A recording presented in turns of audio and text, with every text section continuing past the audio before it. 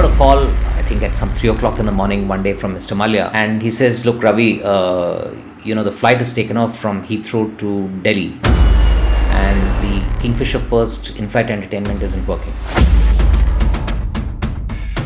In a big win for Indian banks, a London High Court has declared Vijay Mallya bankrupt. Was a fugitive of the law, Mr. Mallya. Being into the beer brand or into the alcohol, light alcohol, what was that ball game? Because that time UB Group was massive. I spent 8 years in all with the UB Group. Okay. So I spent the first 3 years at United Breweries. I was heading marketing. Okay. And then after that, I moved to the Airlines. So Mr. Malia was your boss? Mr. Malia was my boss, yes, that's right. Kingfisher Ultra was imagined very, very differently and to create a completely different experience. I was a traveler of Kingfisher airline. I can remember that anywhere where Kingfisher is available, people will not go to any other airline who had experience with Kingfisher. How you see the broadcasting industry in today's time, and what is the forecasting that you understand? Something that we did in my most recent stint at Etaha, regional OTT app, streams in Telugu and Tamil, we started spending sensibly. And once you discipline yourself, you realize that you can do a web series or a long format fiction or anything else in a very moderate cost. So let's say if someone is starting an OTT platform, because there are a lot of short content OTT platforms are launching in today's time in India. There are a lot of micro drama contents are coming also in OTT platform in a separate way. If anyone is coming with a new OTT platform at national level or in a regional level itself. So if somebody is setting up a OTT platform now, I think the first question they should ask themselves is, what's my right to win? Okay. Otherwise, you're just creating one more and you can tell people how to make money, but the question is, can it make any money at all? So what is your differentiator, and therefore what is my right to win? Formula 1, which was in India that time, it was the first, and you also headed that, and you also made a disruption over there. So can you please tell us something, your experience with that UB Group? Formula 1, I think what we did together was Force India was a team that Mr. Malia had acquired, and it was run on a shoestring budget compared to the other teams, and Formula 1 was in his blood. Yes. Okay, and he really understood that. What does it take to turn around failing businesses, building powerful brands, and work at the very top with industry legends?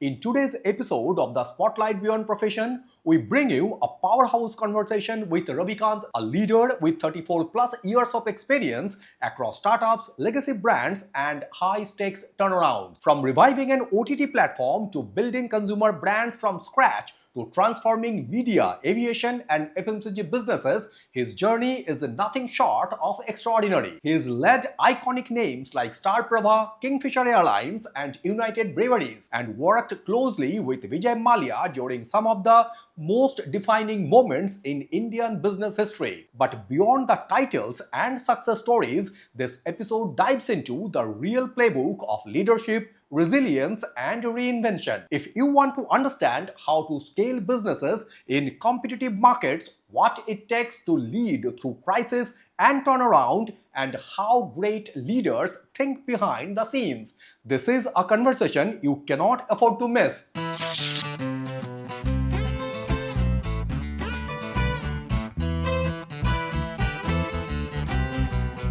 So first of all, thank you very much for giving us your precious time, and thank you very, very much for coming to our studio. I hope in today's discussion we'll be having a lot of wisdom from you in terms of, because you have a lot of experiences in different industries. Yes. And just to start with, I just want to understand that in present entertainment, broadcasting, and OTT, there are a lot of happening which are going on, and there are a lot of something, external forces, external money, external funding. People are short of money. OTT is eating up the linear television. How you see the broadcasting industry in today's time, and what is the forecasting that you understand? Sure, I think your question probably has 3 or 4 sub-questions. Yes. So let me try and answer them in no particular order. I think one is in terms of funding and commerce. My view is that OTTs have been spending or overspending over the past few years. Something that we did in my most recent stint at Etaha, the regional OTT app, streams in Telugu and Tamil, is we started spending sensibly, right? And once you discipline yourself, you realize that you can do a web series or a long format fiction or anything else in a very moderate cost. I just want to understand what you understand about this sensible spending. What is your equation in that? Sensible spending means what to you? Sure. So you could do a web series on a grand scale at, let's say, 8 crores an episode, right? And spend 40 crores over a 5 episode. You could also do the same thing in 2 crores. Okay. Actually, we did in much less than that, Mhm. right? Can you get the same effect, between a 40 crore and 2 crore property? Definitely not, right? You will have to reimagine the scale. You will have to reimagine, who the actors are and so on and so forth. Production values will be different. But I can tell you from experience and therefore with confidence that you can get a good quality show in a fraction of the budget that people have been spending over the past few years. We were not alone. Increasingly, everybody's started doing that. Okay. So that's one of the questions that you asked. And that affects the overall economics of the way an OTT platform is run. Yes. Right? And I believe not just OTTs or broadcast, but any business should be able to stand on its own feet. Otherwise, you're just borrowing money from somewhere. Yes. Right? And maybe you're playing a valuation game or whatever. And here's my larger point, which I tell a lot of startups. Many of them are young and they're looking for a great valuation. And I always tell them, in all my mentoring over the past few years, that look, the real valuation comes from the consumer who's willing to pay money for your product. True. Be it an OTT subscription, or some tech that you're selling, or a soap. True. Right. So you need to create that value where there's a compelling reason I give you to buy that service or buy that product. And if we have to stand on our feet, then we need to run those businesses sensibly, which I believe they've started doing. Coming to your other question on is, OTT eating into linear television. Look, there's a larger problem there. Okay. Right. Which is that the entire media and entertainment industry is facing headwinds. Right. If you look at the scenario post-COVID, people haven't really started going back to theaters. Yes. Right. Again, a bunch of reasons. One is the predictability that I know in 30 days' time, Yes. approximately, that movie will come on some OTT platform. Yes.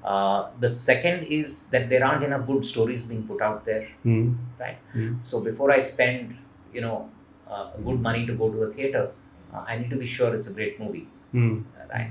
The third is the proliferation of multiplexes into smaller towns hasn't happened.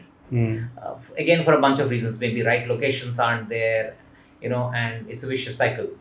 You're not confident that there are good stories coming in. So if I go and spend money putting up a theater, then how do I make that money, and so on and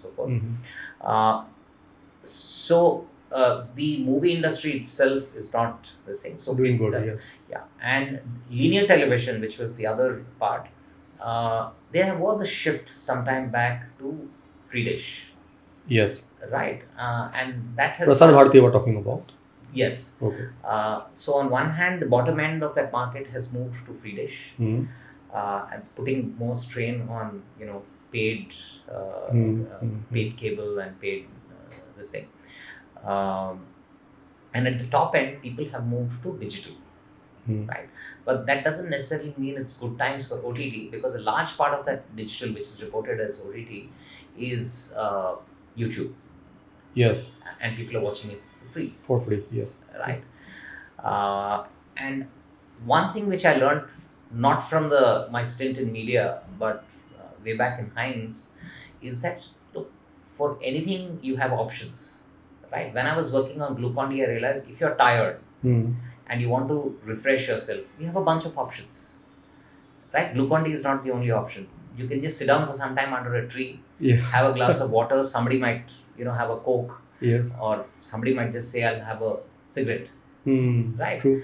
Well, Glucon-D is one of them. Right. Similarly here, if I want to entertain myself, I could be talking to a friend of mine over the phone for half an hour, and that's my entertainment time gone. Yes. I could be watching reels. right? So there are multiple options. Yes. And so on and so forth, right? Yes, So true. you are competing for that space. You're not the only one. True. Very true. So OTT itself, while people have graduated to move from linear television to OTT, but a large part of that is YouTube. Hmm. Okay, and on an average, people have between 2.5 subscriptions. So every time, let's say there's a new movie or a new show on an OTT platform, and I don't have a subscription to that, but I want to watch it, I'm probably giving up some other one to take this subscription. So that's What is your equation in terms of spending money on these subscriptions? How much you said 2.5 subscriptions people have, on an average. and what is the amount you are projecting the spending? So look, different people, it could be, for example, at AHA, our entry level is 99 rupees for a quarter, Okay. right? And So that is a how mobile much only. subscription was there? Oh, we had 2 million subscribers. 2 million subscribers. Subscribers. Okay. That's a fairly And large there are base. quarterly and annual subscriptions also. Quarterly and annual and in different levels. Is this the major chunk of revenue you create in AHA from that subscription, or there are some other? Major chunk is that, Okay. probably around 70%. The rest 70% is that from subscriptions. So the balance comes from ads. So if I talk about that 70% amount, means that from that 70% you need to produce all these web series or the things, or you need to acquire movies to give it to the public.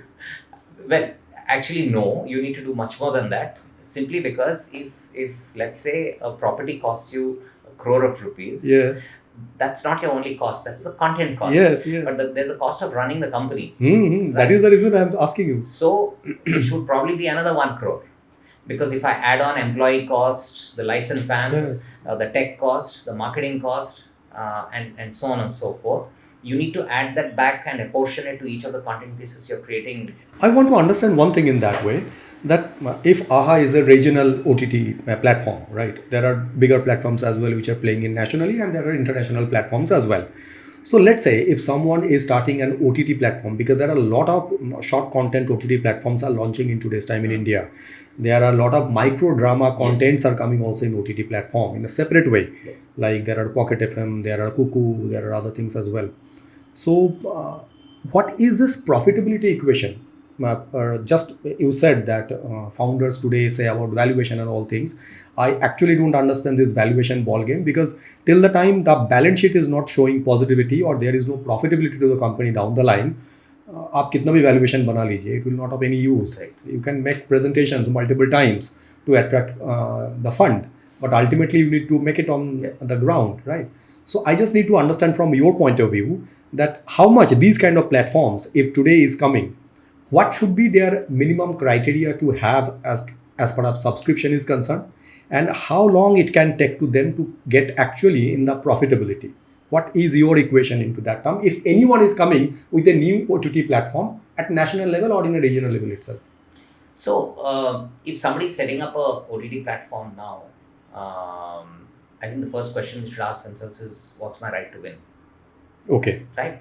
Otherwise, you're just creating one more and you can tell people how to make money, but the question is, can it make any money at all? Yes. Right? So what is your differentiator? And therefore, what is my right to win? Right? If in that market, let's say if it's a regional market, is there somebody else, and how am I going to be different? And why would a consumer put his or her 100 rupees there instead of putting it on that one? Because that's what you want, right? Yes. And the reality is that the market size is not growing at a fast pace. So which means you're competing for share largely. Yes. Yeah, of course there are new consumers who are coming in, Yes. who were not watching earlier, OTT I mean. But the large growth is going to come from stealing market share. Right? So which means that you need to have a production and running model, a business model, where you are aiming for break-even within, let's say, 18 months. And That is also possible. if you run it sensibly, yes, I think it's possible. Difficult, but not impossible. Okay. It's not easy. Yes, of course. Because like I said, it's not just the cost of the content. And the model that most OTT players follow, which is, like I said, not necessarily perfect, but it is the model, is that you got, let's say, 10 content pieces on your platform, just for the sake of discussion. And you come and you click on content piece number 1, right? Now you've subscribed, so your money is attributed to that. Whereas I come and watch something else, so the money that I've paid to subscribe to that gets attributed to that. And if I'm a repeat watcher, obviously I'm not a new subscriber, then there's no money coming in, it's engagement. Yes. Which is good to have, but please remember that also costs money, because the more content you watch, your CDN and other costs keep going up. True. Right? So there's a cost of keeping me engaged. Yes. You're not earning fresh money from me till I resubscribe, till I renew the subscription, and you're paying higher CDN costs, etc. Right? So you need to build all that in. Okay. Right? You need to give enough fresh content, and this is a momentum business. The content business, especially in OTT, is momentum. Because every second you need to pump something new to attract Yes. the new consumers as well as the repeat consumer to stay with your platform. Yeah. And in fact, that was a breakout idea that AHA had way back. How you changed the game of AHA? Can you please describe in a few words that when you started with AHA, what was the situation, and when you are continuing with the AHA, you made a turnaround story in AHA itself and made it a huge. And today, as I was discussing with you, it is number 1 there. Yes. In the regional, not even competing with Netflix and Amazon. It is even top of the bottom. So can you please tell us that how you did, which was different completely, that made AHA in that level today? So to answer that, I have to tell you what made AHA different, which is no credit to me, right? Because when I joined, it was a 3-year-old platform. Okay. And it had by then become a powerhouse brand. And as I tell a lot of people, look around you in any category, in any product category, where will you find a brand that's become a powerhouse brand within 2 years of launch? You'll have to look really hard. But AHA was launched at COVID time, had some great content, uniquely positioned as a Telugu only platform, which means suddenly it was giving Telugu speaking people, something for them, not just in India, Telugu speaking people in India, but overseas as well. And as you know, there's a large Telugu diaspora overseas, especially in the US, Yes. Canada, UK, etc. So suddenly there was something unique for them with a good selection of content, original content as well as movies that were acquired, right?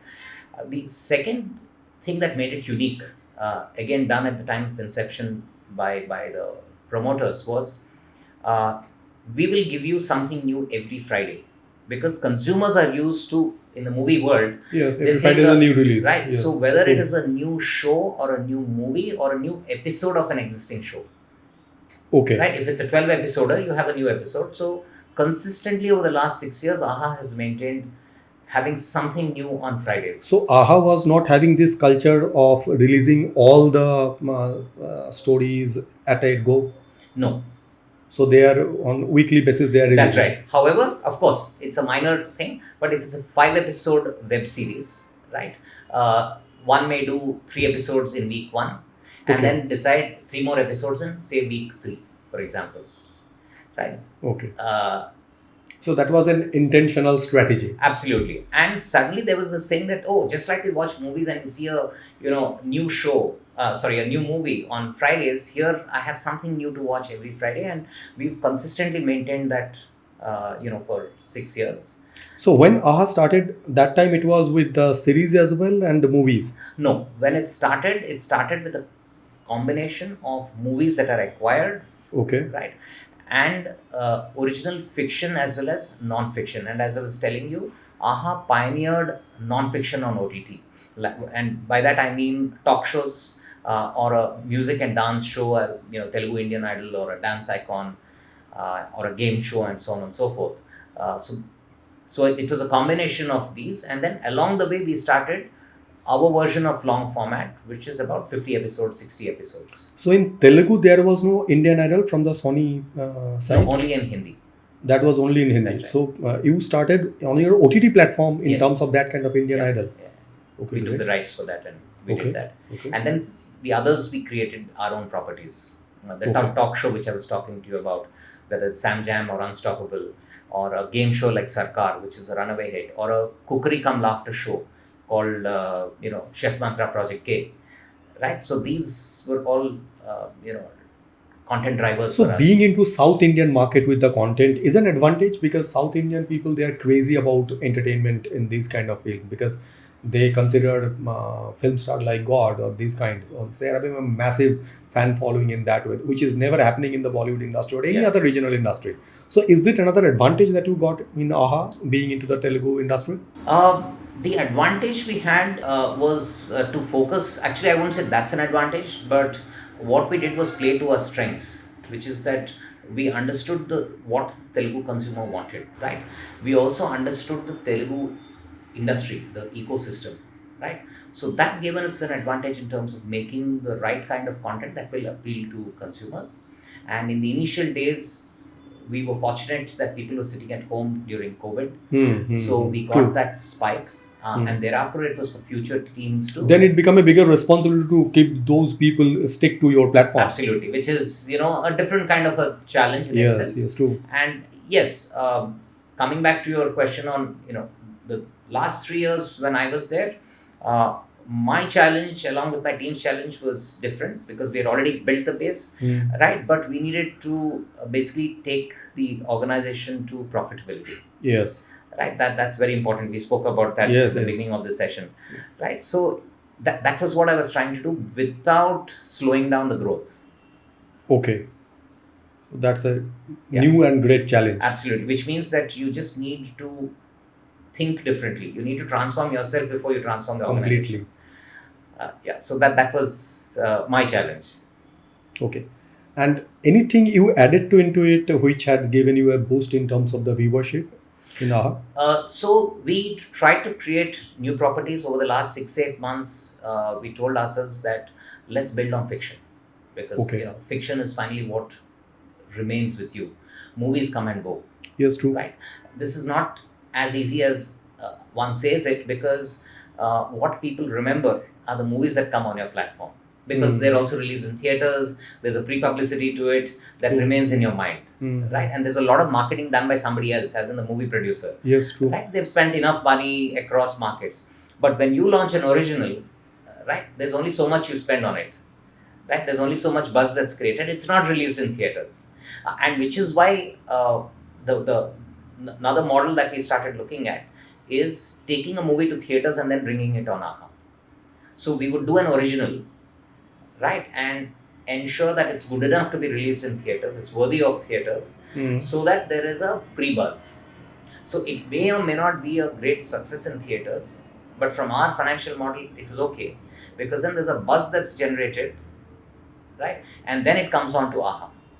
How you calculate that gestation period coming to an OTT platform in terms of a movie? If some movie is releasing in the theater, sometime it comes to the OTT platform on 30 days. Sometime it's a 45 days period. Sometime it is a 90 days period. How you calculate this period, that once it will be on movie theater, and after how many days you want to get it into OTT, and how this deal actually happen? Okay, so actually now it's pretty much standardized. It's about 4 weeks approximately. Yes. Give or take a week, it's about 4 weeks. Sometimes it's about 35 days and sometimes it's earlier. But let's assume for the sake of this thing, it's about 4 to 5 weeks. Sometimes what happens, if the movie is continuing to do really well in the market, the producer may say, can I delay it by a week or two?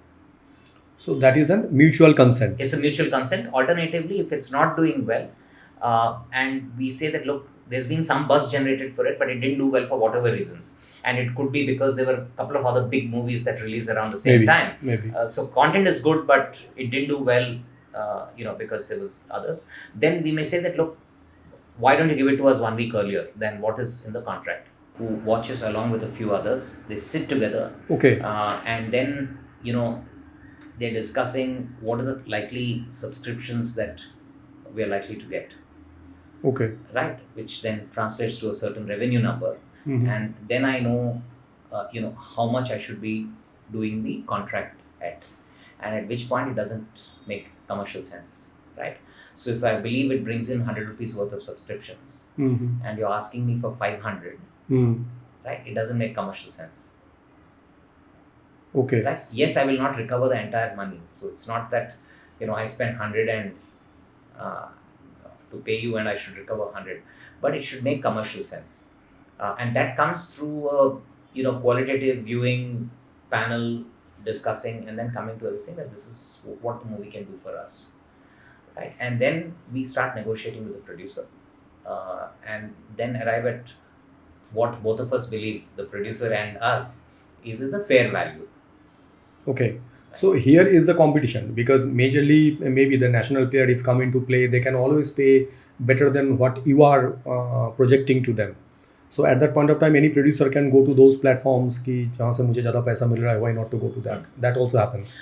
So yes, but typically what happens is that in the regional platforms are not chasing the big movies. The large OTT platforms are largely chasing the big movies. Okay. So but yes, you could have one or two other platforms who are bidding for the same. So कभी आपको नहीं लगता है कि कोई national ऐसे big movies जो होते हैं साउथ के, वो आपके प्लेटफॉर्म में आ जाएंगे तो आपके व्यूअरशिप बढ़ जाएंगे या रिटेंशन बढ़ जाएगा? नहीं, बिल्कुल, लेकिन it doesn't make commercial sense. I mean, you've got to be sensible about the buy. कभी तो लालच देने के लिए कुछ करना पड़ता है. नहीं वो see, you got to run the business. Like I said, it's important to stand on your own feet. That's true. And if it's let's say my target is 100, I'm just making up an index, right? There are those big movies जो आप बोल रहे हैं, at 5x or 10x that cost. That doesn't make sense. 100 can go up to 150, right? And do you any regional OTT platforms have a target that this much of subscription they should reach by 3 months, 6 months, 9 months? So every platform has its own business plans which are internal. Yes. So just as AHA. What is the market size in OTT platform for regional market?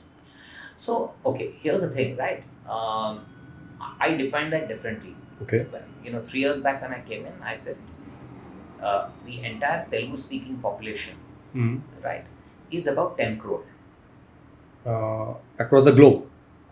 Yes, because the two Telugu states contribute to some 9 crores, 9.5 crores. And overseas is 1 crore. Right, I'm saying all that rounded off, it's a rough number. Got right? it. So now, if you divide that by the number of households, right, assuming 4.2 per household, that's about 3.5 crore households, right? I said our vision should be in every single Telugu speaking household. Okay. Not at the end of year 1, but let's say in a 5-year thing, we should be in that many households. Now if you apply a filter and say, okay, maybe 50% of them can't afford internet or can't afford OTT, jo bhi hai, it doesn't matter. You still have close to 2 crore households, which becomes your total addressable market. Right? Now, how do you get to those people? There are some who are watching only television and not you.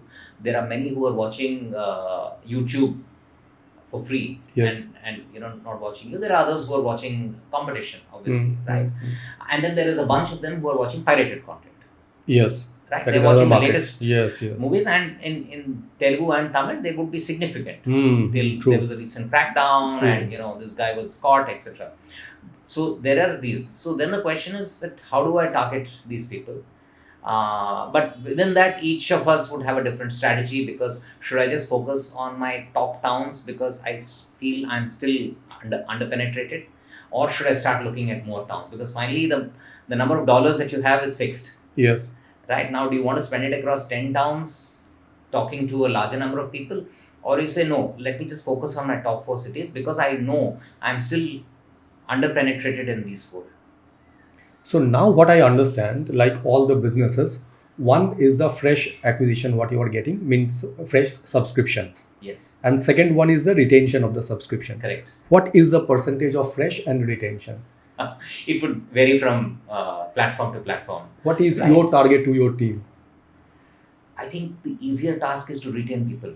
Right? If I've got you once, I should be able to retain you and give you enough reason that either 3 months And from what is now, the best percentage of retention that you have? Because retention is the toughest job. Absolutely. It could go up to as high as 60-70%. So 60-70% is a decent number in terms of retention. I think so. Okay. And of course, a lot of that is not just content alone, but being able to optimize the way you're reaching out to your existing consumer. Now, if I talk about the national platform or international brands like Netflix or Amazon to the AHA as an OTT regional platform, if you are keeping the target as 60-70% in terms of the retention, how much a bigger challenge is that to keep that 60% compared to Netflix or Amazon? Or do they have the same kind of challenge to retain their subscribers as well? I would reckon so. As I told you, on an average in India, people have about 2.5 subscriptions. Okay. Which means they are jumping They're also from one to jumping, the other, yes. right? Obviously. They're watching something here, then tomorrow they're watching something else there. So, it is an equal challenge for everybody, because the subscription does run out after an X period of time, whether it's 1 month or a quarter or 1 year. And some might have a 6-month subscription. So, it is an equal challenge for everybody. Now, I just want to understand your perspective on a value-added services like Amazon do have. Like they are with the Prime subscription, they are giving all these like ki 1-day delivery in the goods. That also they are giving as a value-added services if we're having Prime subscription. So, do you feel that is an advantage for Amazon what Netflix don't have? So Netflix more have to spend on acquiring content in a better manner to keep their subscriber on to their platform? So, again, a very good question. Amazon had this advantage. Actually, that is a core service. It was not a value add, Yes. right? Which is that the Delivery. delivery, right, was their core service. And then We they can added compare that value-added is the Prime, that is the OTT. this. Correct. So it's actually the other way around. Yes. And look, finally, it's about, if I'm going to continue. If I believe that delivery is the prime service that I want from Amazon, then as long as I'm happy getting my stuff on Amazon, then I treat Amazon Prime as the Prime Video as an add-on, as a value added, as you said. Yes. Right? And I'll never give it up. Right? Because Amazon is the only platform which giving you these kind of services. Like they have a music platform, they have their OTT platform, and they are also giving you 1-day delivery or something that way. So one subscription is giving you all these advantage to reach out, which no other OTT right. platform at this point of time is having. Nilesh, see, again, it's down to how compelling is the content, right? Notwithstanding all this, and you're absolutely right, there is delivery, which has been there forever. There's music, right? And there is also content, right? But the fact is that in a regional Telugu market, right, the local regional players, including AHA, do far better, are much stronger than Prime. Amazon even. Yes. Okay. And the reason for that is far more compelling content, and at a larger level, a far more compelling proposition to the consumer. How you see Geo can disrupt this market after coming as JioStar in this OTT field? Because they are having, obviously they are the cash rich people and they can pump whatever amount they want, and eventually they are also having a planning to enter all the regions in India, not being into the national platform only. So is there any probability that they can disrupt this market completely and competing with this Netflix, Amazon as well? So, Hotstar has always existed. Yes. Right? They were, of course, got their big boost through cricket, but they've always had content, original content, right, fiction and whatever else. They continue to have that. It's just that Hotstar is now JioStar, right? There was always Woot with Viacom, and all that has come under JioStar. So disruption and will come if they can create content which captures the imagination of the consumer on a consistent basis. Right? And I think in this consistent basis is important, because I can create one piece of content which will disrupt, but if after 3 months, and you'll get subscribers then, but after 3 months or 6 months, if I don't have enough compelling content, then the consumer won't stay. There won't be retentions. True. So as of now, they haven't really disrupted in the regional market. They are doing some good content from time to time. Do you feel that they have that advantage of getting this sports as an added advantage for them to get their subscribers stick to their platform? No, data doesn't show that. Okay. Because they've always had sports from when, for a long time. Yes. Right. Okay. So now in that context, Sorry, let me just complete that. Okay. That's because the sports is a limited window. So IPL, for example, is for those 45-50 days, right? It's 2 months. Geo now started capturing everything. Like they are into the footballs as well. They are also taking all these. Sure, but what sells in India, what people, yes, you may have a bunch of sports, but viewership is largely driven by, one or two events. IPL being one of them. Yes, for India, yes, For India, I'm Yes. talking about India. of course. Right. Then what happens after that window closes? Mhm. Right. Then your content has to be really, the fiction or whatever you're producing has to be impactful. So if they crack that, then yes, they can disrupt. On that context, I must say that you also worked for the Star. So that was also part of it. Can you please tell us something about, because that was also another regional portion Yes. you worked for, Yeah. and that was a Marathi, which is the Yes. backbone for the country Yeah. in terms of the entertainment industry. How was that experience, and how you see it in today's time?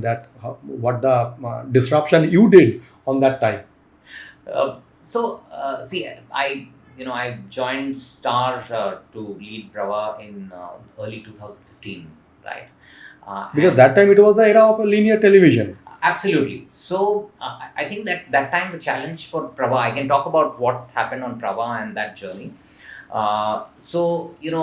Prava was launched in 2008.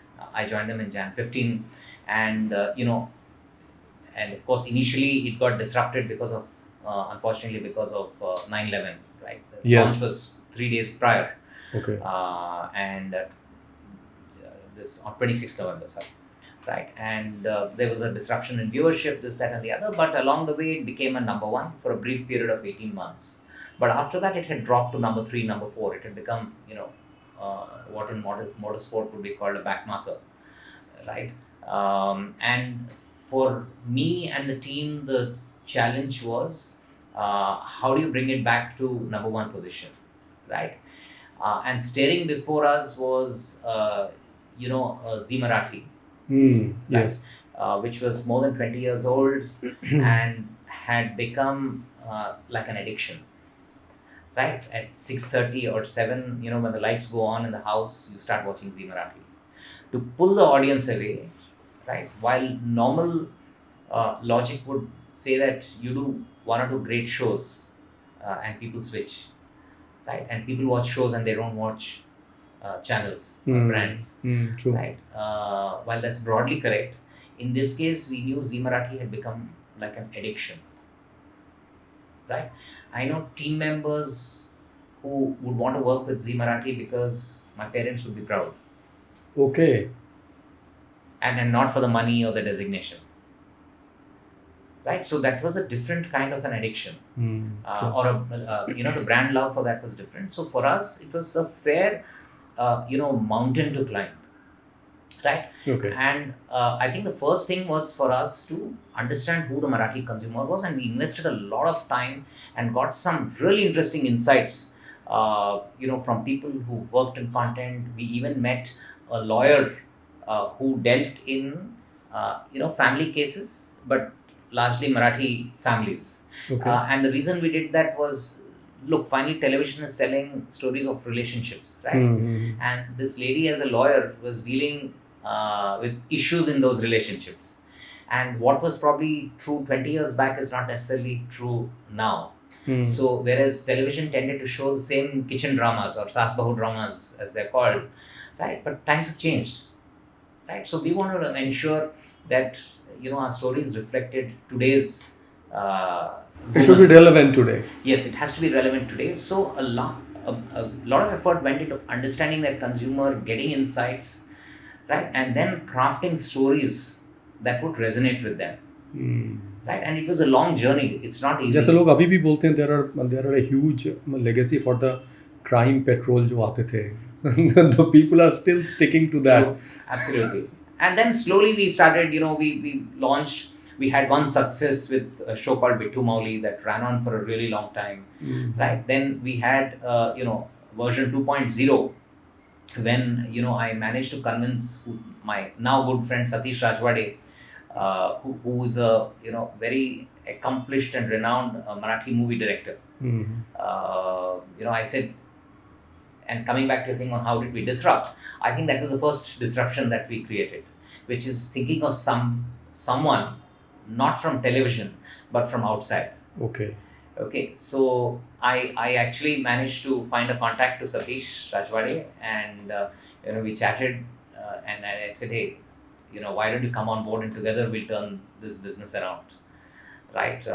Luckily he said yes, and today he's running that business. He's been running it for a while now, right? So from being the content head, he's now moved as as the business head for Prava, and and again, not all the efforts we launched. Our first big show with him at the helm, which became a success, was on Dr. Babasaheb Ambedkar, right? Okay. But not all the shows worked; they were failures, right? But we just stuck to saying we looked at stories in other parts of the star world, from Telugu, from Bengali.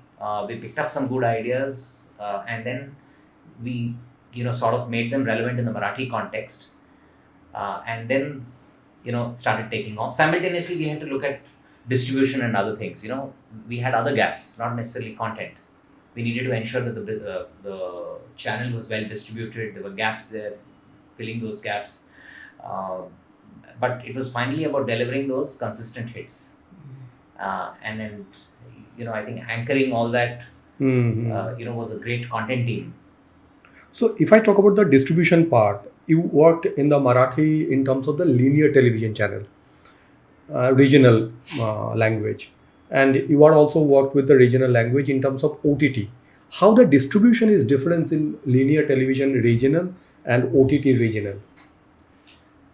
Good question. See, for linear television, you are depending on various partners, right? Cable operators and the entire world out there. Okay. Right. The only way. So those are the stakeholders. Yes, because between a linear television and the consumer, right? There are in between. There are a lot of things. Whether you'll have to go through a platform, right? Be it a Hathway or a Dish, true. Whoever, or a local cable operator, you have to go through. For any OTT platform, right? You can come directly onto. It's like an app. That means you can save a lot of money in terms of बीच के जो चले जाते हैं इसके लिए. Yes, so you go onto the Play Store, right, or the iOS app. You download the app, you pay the money, or you watch. Some content is kept as free, right? So it's direct to the channel to the consumer. Yes. There is no in between. There is no in between. That said, for people who there are some who don't follow the direct model, they go through partners. So if you look at, since you spoke about Amazon Prime, they've also become an aggregator. Yes, aggregator is the right. Or you can go through Airtel. If you have an Airtel phone subscription, they give you a bunch of this thing. They're tying up with OTT platforms. Yes, right? true. And similarly, there are other aggregators. And how do they deal with these kind of OTT platform? What is the advantage of the OTT platform to come into these kind of channels? Like when I'm getting it's more reach. To get more reach. Yes. So here commerce matters with the terms of reaching. That is the value that you add. Yes, that's it's right. It's not about the money that you are generating. No. So what happens is that if I go through an aggregator, see, there is always a trade-off, right? If I feel that my own subscriptions coming directly are saturated, right? Remember, I'm also paying a certain cost of acquisition. Yes. Okay? But the moment I go through you, then you are doing the promotion. My cost of acquisition is this thing. Less. On the other hand, is less or zero. On the other hand, you're paying me much less. That's a trade down. But I'm not spending any money acquiring the customer. But so at least your number of subscription get increased. That's right. So you calculate the trade-off and then you work out a commercial deal. If you think it makes commercial sense, you do it. It's akin to an FMCG product, right? If you go to a kirana shop, your margins are much lower than going to, let's say, a large modern trade outlet. Yes. Right, where they're squeezing you for more margins, but they're also giving you more volumes. So a large part of your P&L is taken care of because this thing. Broadly, the logic is similar. On that context, again, I am coming to the next point is that you also worked for FMCG company, and that was also a startup at that point of time. So FMCG market is completely tricky and completely it's a penetration is the main ball game and the number is the thing. How you see FMCG market? Because in today's time, if I talk about, there are a lot of new terminologies came like D2C, B2C, B2B. There are a lot of things which has come. Previously, it was not like that. The manufacturer, then the C&F, then the distribution, then the retailer, and the sales guy needs to visit all the retailers to get your product available at that retail store. What was your experience on that field when you were working with that oral care company? Yeah, so when I started off in FMCG way back in '99, it was only the traditional route that was available, which is through retailers and therefore the CNF and so on and so forth. But incidentally, I would say that Act 2 Popcorn was perhaps the first brand to be sold online. Okay. We actually, as soon as the microwave popcorn was launched, we launched it on Sifi. Okay, that time Sifi was there. Yes, At that time, Sifi was there. You could actually order online, and it, the orders came to our head office, and then we ensured it got dispatched. Obviously, there was a cost of dispatch and so on and so forth. But if you keep that aside, but I think we were probably among the first to, if not the first. So it was a D2C. Yes. So in At 99, that point of 2000, time. it was a D2C. You invented D2C. Yes. I can't recall anybody else who had a so-called D2C at that time. But Clove was different, and keep in mind that was 2021 and that was 1999, 2000, more than 20 odd years later. Here was a company that had fundamentally established itself as Asia's largest healthcare chain. Clove Dental with some 330 clinics at that time in 2020-21. Today they are opened their 715th clinic at last count, right? And to leverage the Clove name, the founder said, look, I'd like to launch oral care products, which is toothpaste, mouthwashes, etc., which are significantly differentiated and at a price premium. Right. And there is a logic to that, which is that in India, people don't go to dentists often enough. Yes, yeah. Right. They go only when they're in desperate pain. Yes. And there are restrictions on advertising and so on and so forth because of the guidelines, the Dental Council of India guidelines and so on and so forth. Right. You can't advertise in the traditional sense. Okay. But if a Clove toothpaste or a mouthwash or something was in your bathroom 365 days of the year, then the probability of you visiting a Clove clinic will be more. Right, as in when you have a problem, will be far higher. Because India में तो dental clinic मतलब दिन में 2 बार brush कर रहा हूँ मतलब मेरे से ज़्यादा कोई dental care नहीं कर रहा है. जो एक बार करता है वो कम है. Yes, absolutely. So they are mutually symbiotic, and I thought that was a brilliant vision to have. My task was to set everything up, ground up, in an organization that was around 10 years old then, but knew nothing about FMCG. Okay. There were some 600 to 800 dentists who were employed there across the 300 plus clinics, and of course the management staff. So they are dentists who are promoting? No. These are dentists who are running the dental clinic chain. Okay. Right. Nothing to do with the product? Nothing to do with the product.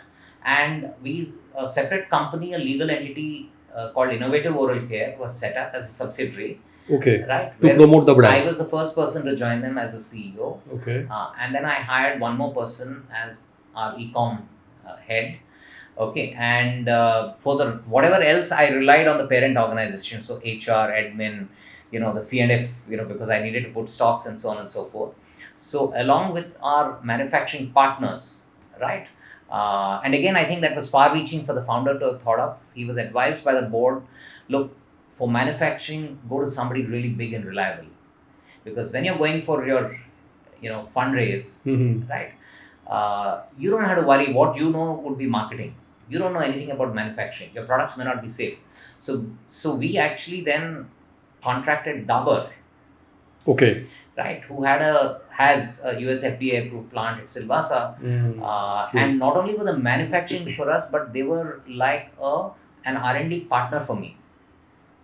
So, True. If I had an idea saying I want this kind of a toothpaste for dry mouth, right, they would develop it for us, right? And for us, not only were we researching it among consumers, but we had the stamp of those 800 dentists who were testing these products among patients and themselves.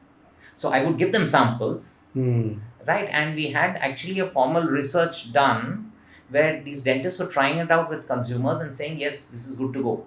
It's effective. Okay. Right? And the formulation was being done by our manufacturing partner.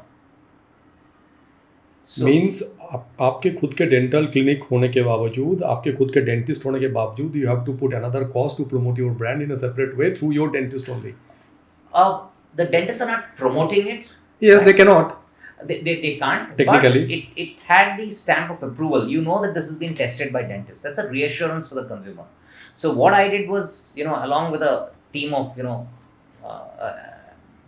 couple of people, we launched it across e-commerce platforms, the major e-commerce platforms. Okay. And spent very limited money, but very sensibly only on the platform, through keywords and so on and so forth. Okay. And sales were growing month on month.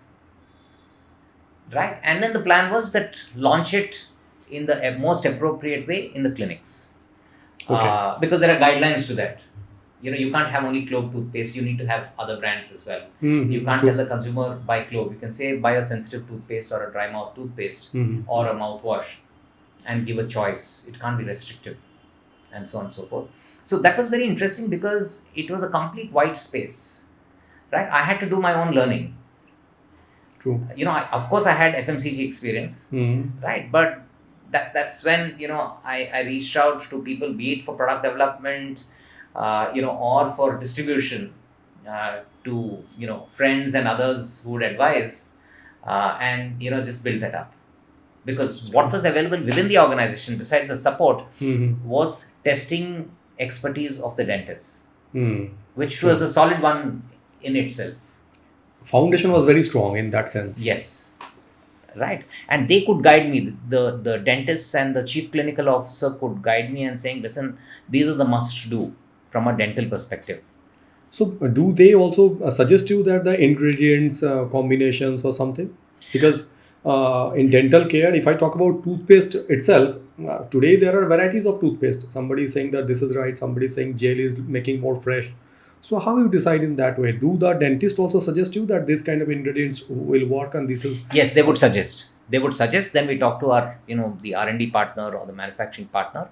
The other thing that they would also suggest, the dentist is, hey, we want this kind of a toothpaste. Okay. Right? For example, a dry mouth, right? This is or a restorative toothpaste idea came from them because they said once you cross 40, there is dryness in the mouth. You need something that can moisturize it, right? Plus, if let's say you're unfortunately suffering from serious ailments, including cancer, then those people have dry mouths, Okay. right? And you need a toothpaste that can hydrate, Okay. right? So why don't you think of this product? Or to say that, look, we have a lot of kids coming in. Can we have a differentiated kids toothpaste? And in India, being a price conscious and price sensitive market, how much difficult it is to educate for a certain product for the mass population like oral care, because it's a need for every single individual. If it's a 100 crore population, 140 crore population, 140 crore population needs it. But India is a price sensitive market. Here it is all depending on कि बाजार में जाके बोलेगा आज भी बोलते हैं लोग कि कोलगेट दे दो. Correct. Actually they are asking for a toothpaste. ठीक है. So अब बोलते हैं कि पेप्सोडेंट वाला कोलगेट दे दे इसको. So they are using two brands but selling a toothpaste. Yes. So how much it is difficult to educate an individual in the country like India where price is the major concern. Yes. So you're right. It is difficult, right? Given everything that you said, while penetration is high, usage is low. Most people brush only once a day. Yes. Right. And which is why our strategy was not to compete with the big guys like Colgate, because then you have no hope of winning. Yes, right? it's true.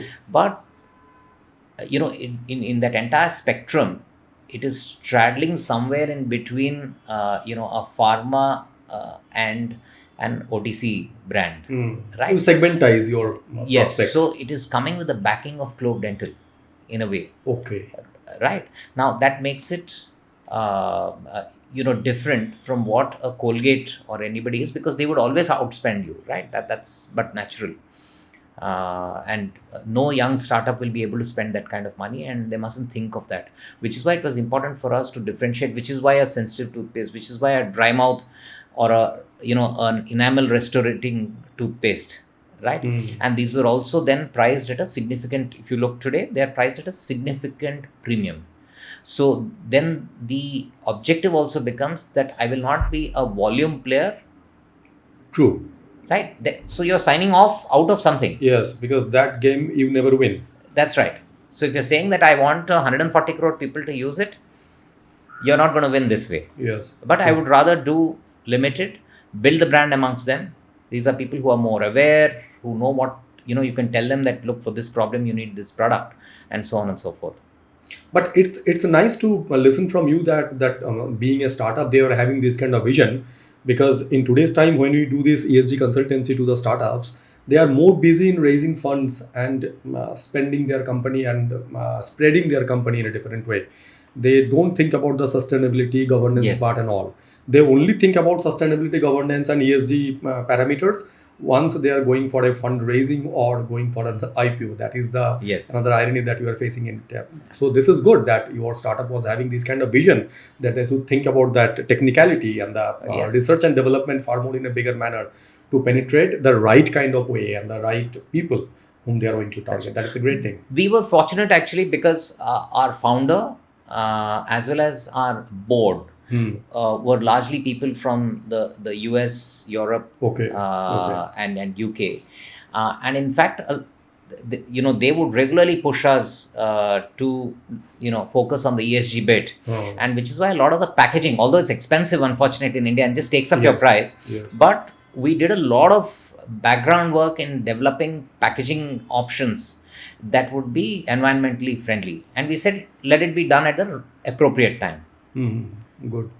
So those are all in the pipeline there. And, but I think it helped that these people had a different perspective coming from the Western, Okay. Apart from your FMCG experience, you had a great experience working with Mr. Vijay Malia in the UV group.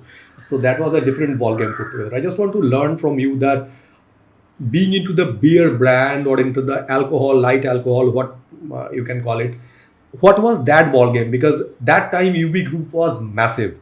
Acquisition करना उन्होंने सिखाया India को, actually acquisition होता क्या है और बड़े level के एक्विजिशन किसको बोलते हैं.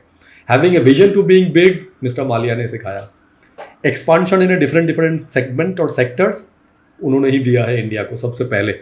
So how was your experience into entering into that group? And you also headed that Formula One, which was in India that time. It was the first, and you also headed that, and you also made a disruption over there. So can you please tell us something your experience with that UB group? Sure. It was I spent 8 years involved with the UB group. Great. The first 3 years were with United Breweries, which is the beer company. We, at that time, there was a lot of pressure. That journey was about holding on to your market share despite the entry of foreign players like Carlsberg and Budweiser. Yes, and that so time on they so were forth. entering. And they True. were this thing, True. right? Huge advertisement and huge thing. They were spending huge money. Absolutely. So that was a big challenge. So for us, we needed to innovate and think differently. And one of the things that we did, which lives on, is to launch Kingfisher Ultra. So whilst there was Kingfisher Premium, but we realized that with Carlsberg, Budweiser, and others coming in, right, they could potentially be seen as more premium. Okay. Right, just because they're foreign. Okay. And that is why Kingfisher Ultra, which was a different recipe. So that was a premium. Ultra was premium. Ultra was even more premium than Kingfisher Premium. Okay. Okay. So premium became normal and ultra became premium. Correct. Well, in a way, yes. Okay. Different bottles, and which obviously meant we had to spend a lot of money, because in this business, these bottles circulate back, right? Yes, recycling. There's recycling. But on the other hand, if you launch a new bottle, it takes time for it to come back. True. So which means you're just putting out new bottles at far higher cost, perhaps double the So cost. that time also you had those cans and all, or you launched Yes. No, they were cans. Okay. And so, but then, Kingfisher Ultra was imagined very, very differently, and to create a completely different experience. right? Okay. That was my last launch at United Breweries before I moved to the airline and to the Force India Formula One team. So before Force India, you were into airline. No, both happened simultaneously. It was a Okay. dual role. Okay. So I spent the first 3 years at United Breweries. I was heading marketing. Okay. And then after that, I moved to the airline. So Mr. Malia was your boss. Yes, at the airline, and while I was at the airline and Force India, which these two ran concurrently, Mr. Malia was my boss. Yes, that's right. Okay. And that was a completely different industry, moving from Yes. Aviation is completely different ballgame. Absolutely. And I think in aviation, I think what Mr. Malia did very successfully, and we as being part of the team did, was to create a best-in-class experience. Right? It's an unmatched experience, which where if you were a gold or a platinum customer, the Kingfisher First team, as I tell people, could sniff out that customer, which I haven't seen in recent times from anybody. They knew that person is a gold or a platinum. They just knew, right? And you treated them differently, Yes. and Yes. you reached out to them.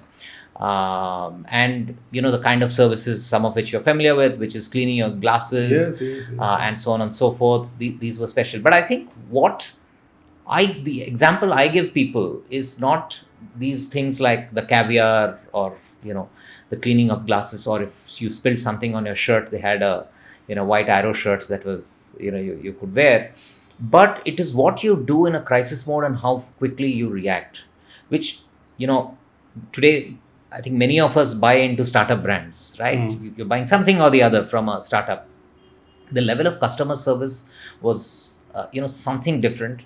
And the one that I'm going to share with you is, I got a call, I think at some 3 o'clock in the morning one day from Mr. Malia.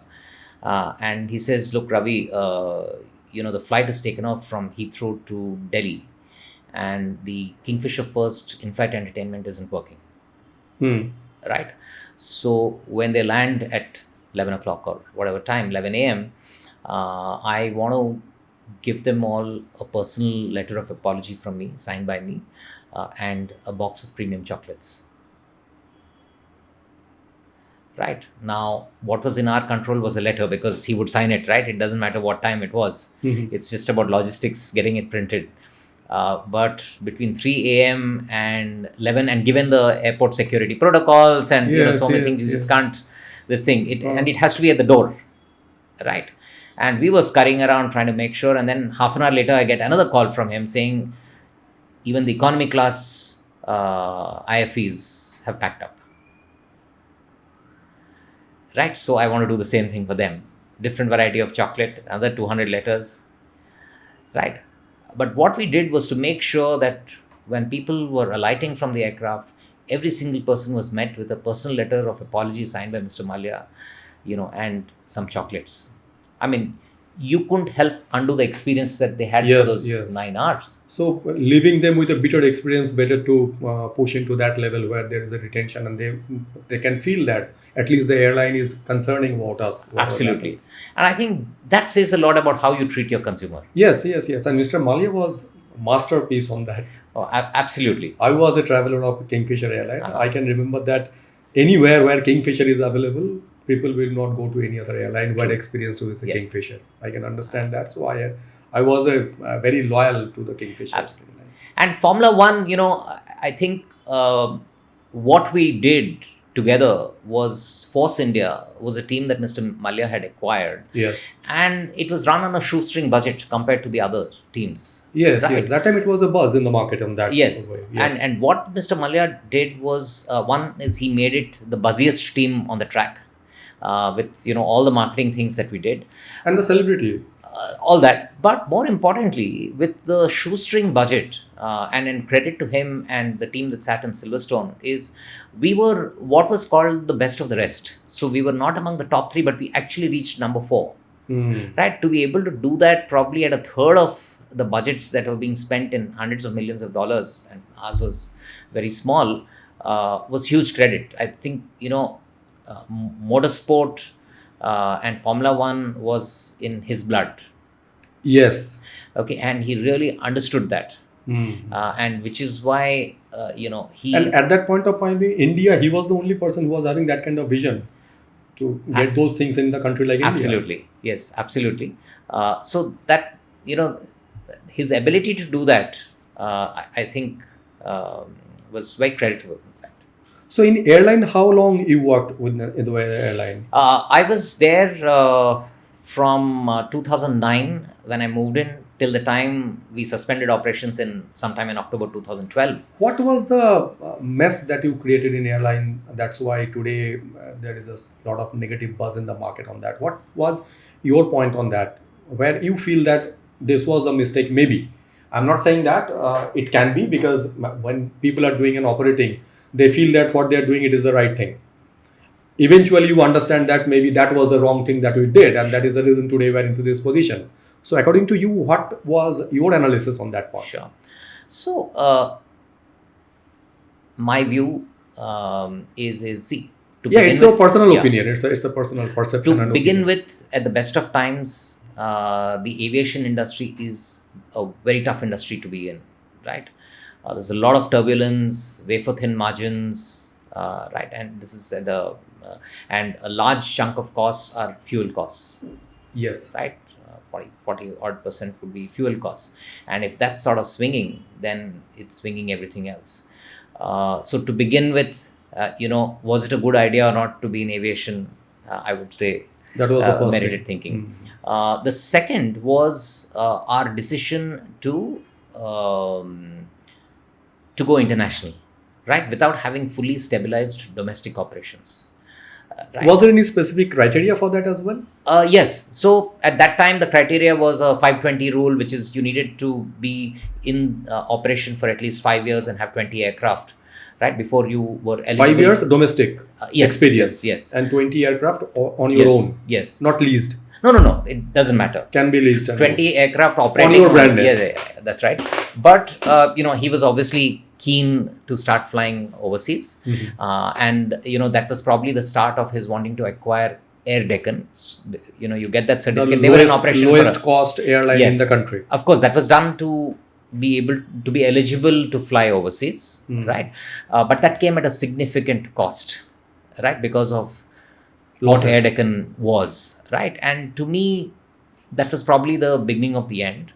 The third reason I feel is some of the international routes that we got were not the best routes, were not the best slots. So, and a lot of overseas traffic, for example, if you're flying Bombay Heathrow, a lot of traffic actually goes, it's not OND, it's not origin destination. You fly through Heathrow to other European destinations or to the US, right? So it's important that you get the right terminal, the right slot where the next flight is within, say, 2, 3, 4 hours. And how it get decided?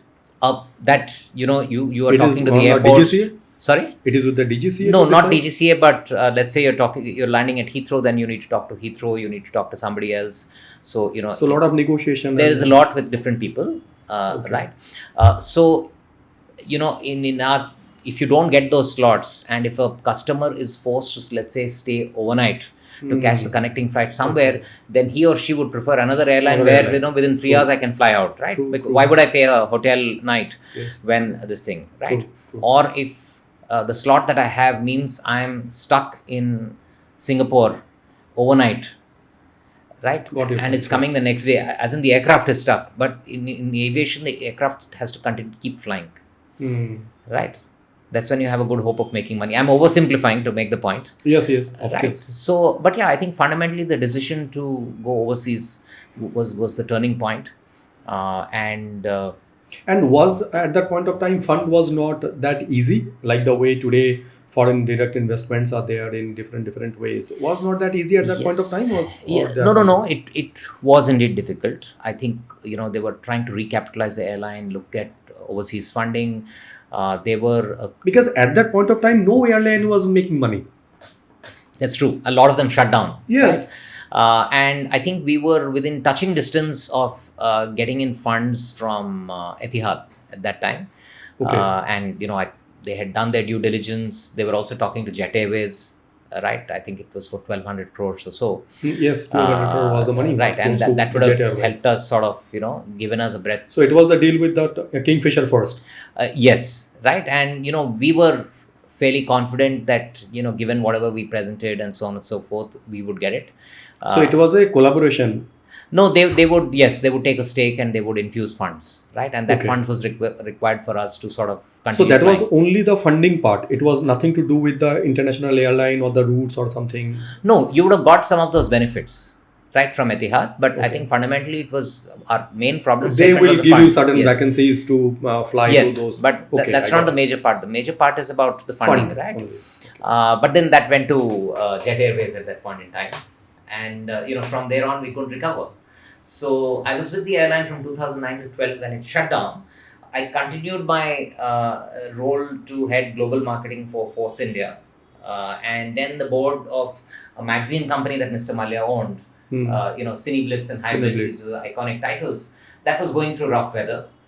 In part because a large part of their business came from being an in-flight magazine of Kingfisher Airlines. Yes. So, yes. then the board of the company and Mr. Malia said, look, while you're continuing to wear your Force India hat, why don't you go lead Blitz, that's the company, Because that was also burning at the point right? of time. And, turn it around, right? So you had your experience in the print media as well. That was my first actually experience with media Okay. in print, in magazines. I think at that time print was already dying. Magazines were, Yes, there yes. was no this thing, and we were bleeding. So our challenge was to find new revenue streams. And, I think the team did a fantastic job in, completely reinventing the way that we get revenue as opposed to So on that kitty, Kingfisher calendar was also there. Kingfisher calendar, swimsuit calendar was part of the United Breweries, the beer company property. Okay, so there is nothing to do with this No, media. not with Blitz. So when I was Okay. with UB, Because that was another iconic thing that he has created. yes, indeed, absolutely, and that also helped premiumize Kingfisher, Yes, true. right? I think it was a very interesting marketing strategy, which by the way, If I ask you your personal opinion about Mr. Vijay Mallya, how do you see about his entrepreneurial views or the journey? What is your personal perception, because you closely worked with him? yeah, look, I think he had vision, which is why the Kingfisher was an unknown brand of beer, Yes. which he saw one day and He said, created multiple things he in that created- huge. Absolutely. He thought through all that, including the tie-up with NDTV to create a lifestyle channel called NDTV Good Times. Okay. Yes. That was also Kingfisher. Yes. So I was Kingfisher. around when that deal was signed, and then we worked together with the NDTV team, NDTV Good Times team. Mhm. So I think he was a visionary, right? And a lot, he did a lot of good things to build these brands, right? He had a very curious mind as well, right? And demonstrated success, as I told you, in Formula One, as well as Alcobev, Yes. both beer and spirits. What went wrong was the airline financially, but otherwise it was a great product. Again, Yes, the vision product was there, great. Obviously, product was great. right? And then he was involved with every aspect, from the choice of cutlery to the crew, the All minute details he was the taking food, the alcohol, and so on and so forth. Because if I'm not wrong, then he was trying to create something with a low cost with premium services. For the consumers, it should be low cost airline, but with the premium services that you are getting. So was that a contradicting, that you are giving your consumer luxury services, but you are charging very less? So, okay, that's not fully accurate. What he started off with is a single class airline, right? He says, Kingfisher class, Okay, right? I got So your it will point. be a single cabin Kingfisher class. There will be no business class. Everyone is And business. what happens with business class is that, obviously you have fewer seats there, so you're losing, number of seats. You'd rather have a Yes. full economy and fill up more seats, Yes. right? Secondly, the way you run a low-cost airline is very different from a full-service airline. Yes. Right, the thinking and everything is Yes, is yes. very different. Yes. Right, there's a reason why the seats on the low-cost airlines that you fly are thin, right? Because you want to cut fuel burn, True. right? And so on and so forth. But it was supposed to be a single-class airline, right? Initially, he launched it as that, and at some point in time, he decided that he will make it dual class. Now, yes, that changes economics. Okay. Right, it also changes the way that you think. Right, the people who are running it are either experts in low cost or experts in running a dual class full service airline. But you try and get a low cost guy and tell him or her to run a full service airline, they're very different mindsets. Economics are different, seats, in-flight entertainment, everything changes. But it was not so much as a low-cost airline that he promised. That's the correction. It was about I will have a single cabin, but my Kingfisher class will be at par with even a business class, so we don't need a business class. But he changed that pretty soon. Okay. So was he very much eager to fly big? That was the mess that has been created? No. Well, yeah, simply put, maybe. But I explained to you, it was the desire to fly overseas and therefore acquire Air Deccan, which was fraught with To fulfill the guidelines and other things so that he that too, he can and fly that in sort way. of, set off a chain reaction. So whenever you were into that media business in terms of the print media, how much there was a scope to make it digitalization at that point of time? And was there anything that you had done at that point of time to make it digital or make it bigger even? Because Kingfisher was not there, so that in-flight magazine subscriptions and the distribution was not there. So was that a challenge for you? And what are the other aspects that you had opened at that point of time to make it sustainable? Sure, good one. So when I came in, I realized that, while the titles were very old, Yes. right, but in recent times, they had become hugely profitable, despite the fact that magazine readership was dropping, because they were also in-flight magazines. And because they're in-flight magazines, a lot of advertisers wanted to advertise. True. Right. In fact, I had a different problem at that time because I was in Kingfisher Airlines, right? And during the festive seasons, the magazines would get thicker. Because of the advertisement. Because of the advertisement, which meant more fuel burn. Okay. Right. And I actually the CEO of Kingfisher Airlines would tell me that, listen, please ask them to cut down the ads. So I actually sat with the engineering team. Because of the weight. Because of the weight. The weight had thing. gone up, right? Significantly. Only for those 3 months, but it was going up. Right. And we needed to look at our profitability here. At that time, I was with the airline. So I actually sat down with our engineering team, worked out the fuel burn, and then arrived at the conclusion that, yes, despite the higher fuel burn, we were making a net profit thanks to those thicker magazines of about 1 crore. So I said, how does it matter? That's Right. great mathematics to understand. Yeah. So we actually weighed the magazines, worked out the average weight. I sat with the engineering team, worked out how much is the fuel burn thanks to this, right? And then we said, okay, we are net, there's a gain and not a loss. So, we can continue. But so therefore, the first thing, and then, advertisers and media agencies whom we rely on, for some reason, they had forgotten that these are old magazines which were available in the market. They say, you're not there on Kingfisher, so, obviously who reads them, right? So we were not getting any ads, and which is why the collapse. So what the team thought of, the marketing team and the editorial team, saying, listen, what are the new ways of bringing revenue? And we totally reimagined that. So going back to our client and saying, listen, why don't you take 2 full-page ads or whatever, doesn't work anymore. Nobody's interested in it, right? So we said, okay, here's a package. We'll put so-and-so actor on the cover of our magazine. He or she will be wearing your clothes, or your jewelry or a bag and so on and so forth. You pay us so much, right? And for that, we'll give you a package deal of, the actor on the cover, plus inside pictures wearing your, your apparel, let's say. And then along with that, we'll give you 2-3 ads, which you can spread over 2-3 issues, 2-3 months, and so on and so forth, right? And if the actor was not so big, we would say we can't put that person on the cover, but we'll give you a bigger feature inside. Now, that became a totally different revenue source, right? We stopped selling traditionally because we realized that's not going to work. Okay, but that worked till a certain extent. Yes. Right. And I also realized that in the long run, magazines are going to be dead. Okay, so I said, okay, how do I digitalize? But we didn't have money.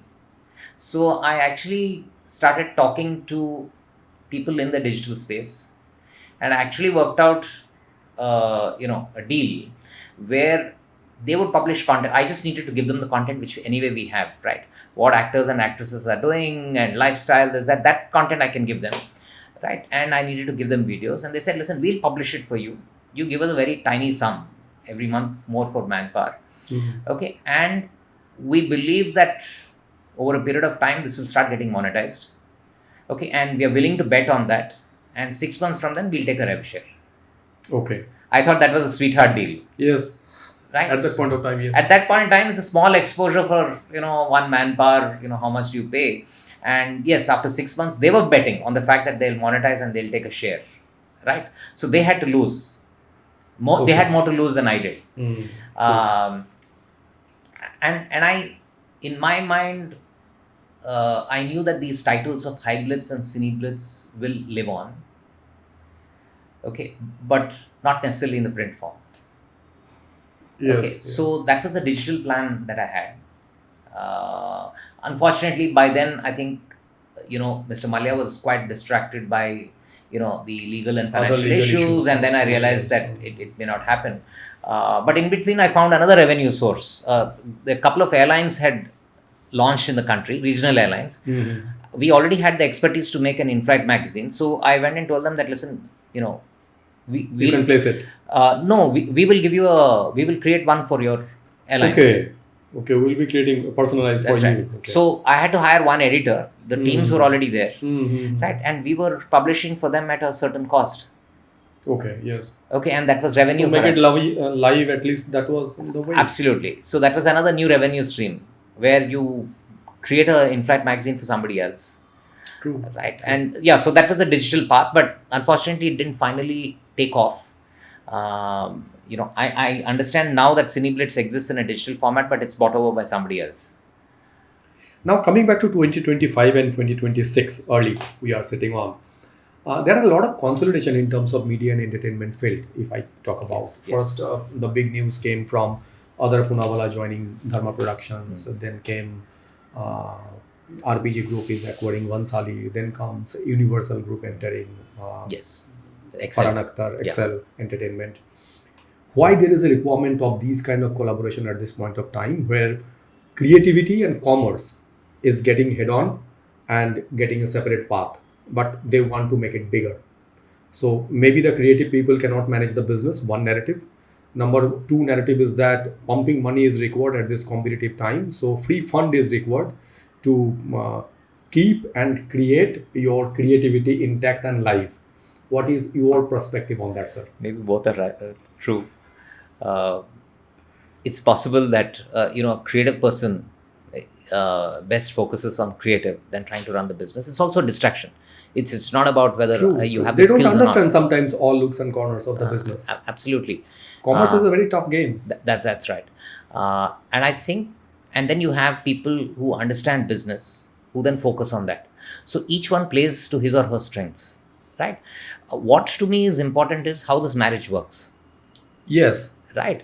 And I'm saying even within the same organization, it's important for the business person and the creative person to gel well, right? So here, when you have a different owner who's coming in, who's invested, but understands business, right? And the marriage and the meeting of minds between these two is critical for success. So do you feel that creative freedom or creative, this algorithm will be alive the way it was? If I say an example, if I talk about that example of Mr. Sanjay Leela Bansali, he's having a complete different kind of vision. He's making films or whatever the content in a different way on his own terms. He's having his own music line as well. So it is an independent body that he's doing it. From creative to distributing, everything he's managing in that way. So now a commerce company who is into tire to all other businesses, they are entering into this field, and how this marriage can last.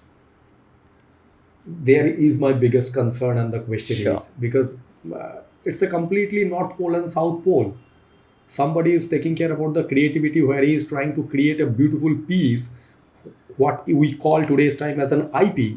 That is the biggest valuable asset that you are creating in digital format. Yeah. And at the same time, somebody who is on commerce, he is thinking about how to distribute and how to make money out of it so that it should be profitable, so that I can pump more money into it to make it alive. So how this marriage can last? Okay. So here's the thing. I'm going to answer this question, but by taking away the names of this thing, because that's this will That go was public. my advantage, maybe. Right. So let me tell you that in the company I was most recently with, it's the same struggle between the content team, right, where they want to create the best that's there, right? They're not necessarily looking at costs. Do they know the cost? They know the cost. If a property is going to cost you 5 crores, they know it's going to cost 5 crores, right? But somebody has to be able to challenge them and say, listen, doesn't make commercial sense for us, right? Now, does it go well? Does it go pleasantly? Not necessarily, right? And I think they're like chalk and cheese, right? You're saying, Yes. listen, I need a good product. I need a poster value. So I need a big actor. I need good production values. It's got to look glossy, right? So, some of the producers you named, yeah, they would like their product to look very glossy and so on and so forth, because it's got to be aspirational, right? People want to see things that way because that's their escapism for those 2 hours or 3 hours, right? And you have a very divergent view where you say that, hey, yeah, great idea, but it's got to be done at half the cost. Yes. Correct. I think that's fundamentally what you have when you have the Why business I guy. am asking that, there are 2-3 narratives that I came across. Number one, that's those individual producers or the production houses or the directors who produces their own pieces, they are into dilemma because they feel that when a commercial houses comes in on the table, they first thinks about the commerce and the business and the viability of the project, right? So they first sell the product before even it's on the floor. So that was the biggest concern to them. And maybe that is the reason independent movies, independent filmmakers, the numbers are getting reduced day by day. And I spoke to multiple people on that regard also. They are also facing the same kind of challenge. So now they are into that narrative ki if we are independent filmmaker, then we have to be surrendered ourselves or our project to any of the studio houses who will give their own conditions, and then only we can make it big, or then only we can make it distribute even. Because making a film is tough, I can understand. But distributing that movie or to make that movie visible to multiple centers is more tougher. Yes. That nobody understands when they are making the movie. Correct. Once they are getting into that shoes, then they can understand wo to आसान था. Now to distribute and to make it release in pan India or getting the theaters or getting the screens, that is more tougher and more challenging. So आपको नहीं लगता है कि they are- Definitely, there will be issues. So let's step back. This is happening not just in the media and entertainment industry or the movie industry, Yes. but you look at any young company which wants funding, then there's a private equity firm that comes in. Right now, they are looking at a time period of 3 years and saying, listen, I've got to maximize and then flip it over. Right. So then suddenly this founder who's had all these great ideas is being dictated by the commerce from the PE firm, right, on how to run it. Because saying 3 साल में इसको ये करना है, right? I mean, I met a batchmate of mine who's the company he heads is being taken over some time back by a PE firm. So I said, how's it going? So he says, 20 quarters. I mean, that's how a PE firm looks at it, right? Yes. Because they want to exit in that. So he says, yeah, there's pressure. They're here every week, right? Looking at the numbers. So Because money comes with an obligation. the short answer to your question is yes, it is a challenge. And how this marriage happens is important. My broader point was it's happening everywhere, whether it's in a marriage between a man and a woman, right? Or, a startup which is, a company Here that's I got have funding. I have a contradiction on your words that if a consumer durable product or consumer goods product or FMCG products, they are making this funding after 3 years, 5 years, 7 years down the line, the founders, they are exiting from the company, and the PE funds who are managing those and who are coming as or entering into as an investor, they are running the company once it is public or something in that way. So do you feel that the same thing is going to happen here? That the creative people who were there, who met the company as a founder maybe, after this funding level, after a certain period of time, they will be exiting and those companies will be heading that form. I don't think so, because the core product is creative, right? The Flipkart core product was Mr. Bansal. He's nowhere. No. I was talking about movie business. Yeah, it is the commercial aspect more of now. It is. So, and I think, will there be differences? Yes, there will be differences. That was your question, right? How will they manage it? I think for each of the movie makers who's gone and sold to a larger organization. Because right? you are into this industry for a long period of time, you know these kind of negotiation, how it happens, and how these people talk, and how to distribute these things, all these things. So, commerce will take the major chunk or the seat rather than the creative aspect. Because if you see that I want to make it this way, then first you will ask the question that will it be viable commercially or not. Correct. If it will be viable commercially, then do it, or else don't do. That's right. So here's the thing, that if these two individuals, right, who've come together, one being the creative and one who's bringing the funds, want to set up the company for success and not set it up for failure, then they have to put themselves in the other person's shoes. So if, let's say, you are the movie maker and I've invested in your company and I'm looking only at commerce, right? That's your this thing, right? I have to force myself, Nilesh, to look at it from your perspective, right? If you come with this brilliant idea, which I think is outrageous, right? Because you're saying, hey, guess what? It's going to cost 100 crores, just to make up a number. I'm saying, have you worked your math? Right? How much will you get from an OTT platform? How much will you get from theatrical, this, that, and the other? Yes. That is not adding up to more than 50, 60 crores, for example, right? And I'm saying, listen, let's cut everything. That's one approach. Yes. On the other hand, if I force myself to be in your shoes and say that, look, is this a really breakout idea which could disrupt and get 10x the revenue of the production cost? Am I willing to bet on it? Because finally it's about the ROI, right? I'm the commercial guy. Yes. Finally I'm looking at the ROI. I'm not looking at low cost. Yes. I'm looking at ROI, and obviously I want to reduce my risks. Yes. Broadly speaking. Yes, that is the major point. Yeah. So should I take a 50 crore risk or a 100 crore risk is the point, right? But the 100 crores could result in 10x, but the 50 crores may not result in this thing, right? So I think I need to be able to put myself in your shoes and say, why is it that this man wants to do it at this scale, costing so much? Is it going to make commercial sense, and will I have the dramatic upside from my perspective? May not be for the producer to think about, the creative person. He's not going to imagine that, listen, you could get 10x, 20x in the box office and through OTTs. But it's for me to be able to think through that. And at some point in time, finally, the whole idea why somebody came from outside to invest is because that person wanted the funds, right, in the first place. Yes. So it will be a compromise at some point in time. Whether it's a good compromise or not depends on these two individuals or these two organizations. Because many of the time when I speak with the startup people, I used to suggest them that you should select your investors very wisely, because your investor should have that kind of an understanding about your business. Otherwise, this marriage will not last long.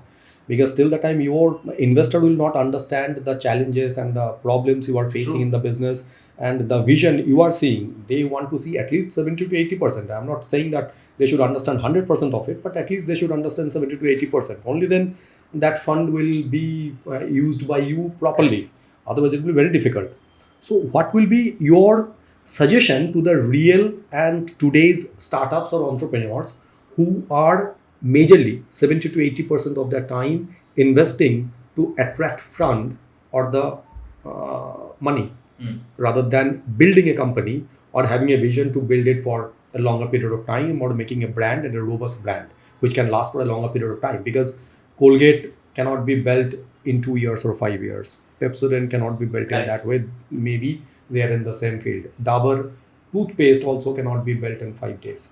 So what will be your suggestion for the young startups and entrepreneurs in terms of creating or having a vision and how to manage attracting funds? Because money is also important. Without that, no one can burn for a long period of time. But yes. Sure. So my response to that is perhaps a little oversimplified, which is that a startup founder must first look at uh, how is this idea relevant to the consumer, whoever his consumer is. If it's a B2B idea, then I'm selling to a company. Product should be relevant to the consumer. Product How? has to be relevant for an extended period of time. It should be a lasting idea and not a fad. Okay. Right? To begin with, it has to be that how compelling is my idea for my consumer. That has to be very, very clear. And oftentimes in presentations, decks, which these guys make, there's a lot of technical stuff and so on and so forth. But that core insight that whom am I creating this product for and why should they buy me is missing from that deck. Yes, that I used to say that give a one-liner first. Give a one-liner that, look, who is my consumer Hmm. and why buy me? Okay. Right? If you don't have that and you say, "Nahi, I got this brilliant idea, I think I'll get some funding and then I'll, whatever, I'll try and exit within a few years." I don't think that's the right approach. I mean, look, a lot of founders there are very, very passionate. I speak to a few of them, right? Just like you do. And I don't think they're thinking so short term, but they should be thinking of how compelling their idea is for their consumer and be very clear whom they're selling to. According to you, is there any specific timeline that a startup should go and look for funds, external funds? Do you mean not go before a certain time? Yes. So, see, look, that's a little complex because, if they're going early, right, then there's a question of dilution and so on and so forth, right? I would say if they believe in that idea, they should try and bootstrap first. Right? Bring in, start the revenues ticking. Okay, that also makes a more solid case to investors. Because if the investor sees a proof of concept, Hmm. and say, yes, I've already started getting revenues of this is my consumer feedback, and this can scale up. But for it to scale up, I need accelerated, investment. Yes. Then I think it's a better chance.